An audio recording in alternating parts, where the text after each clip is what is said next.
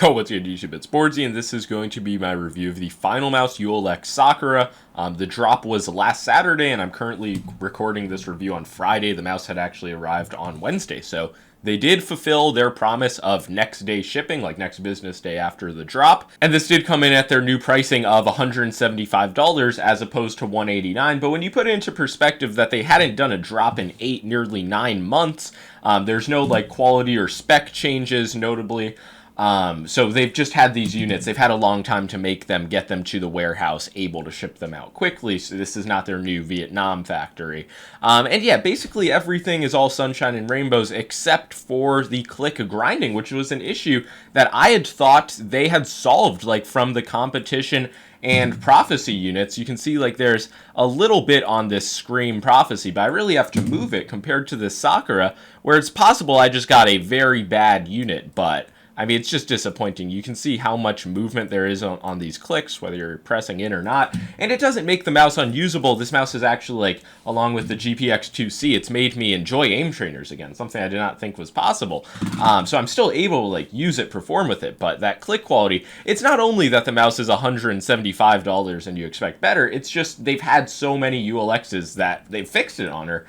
I, like, have not experienced this issue in a while, so it definitely, that disappointed me out of the box. And like I said, it's not that it makes the mouse unusable, but it almost always leads to lower click quality down the line. Specifically, if you press like towards the top, it will likely just get like very crunchy, a lot of pre-travel, just not a high quality feeling. I know there's a way to fix it with PTFE tape, or you can send the unit in to get repaired, but it's just that there's been so many ULXs. I thought this was an issue that would be nailed at this point, and if the mouse really didn't suffer any quality issues, I would have nothing bad to say. The weight does come in at 37 grams actually on this, so what's it advertised at, like 33 plus minus 2? That definitely, it's more like 33 plus 4. But yeah, there is something like the ATK F1 Extreme, which is like 35 grams, full plastic shell. There is some like side-to-side wobble, Omron opticals. I don't enjoy like the shape experience just overall as much as I do the ULX, but it's hard to say people should pay practically twice the price for a ULX at this point. And yeah, again, it's like, what is this? Last year, I'm going to really be talking about like, oh, Finalmouse versus WL mouse. It's nothing ever changes in the mouse scene, and I feel like this release is a great proof of it. Finalmouse, they should release another shape at some point, based on what like the Finalmouse fan page account tweeted out. And yeah, put it simply, I feel like I'm getting the Finalmouse drop fatigue that a lot of people have had for a while, mainly because, like I said, the previous drop was in January, and it seemed like it was kind of the perfected ULX, you know, flat sides. My units, besides the clicks prophecy, had great quality. So this coming much later in the year, no improvements besides like the price and shipping, which, I mean, credit where it's due.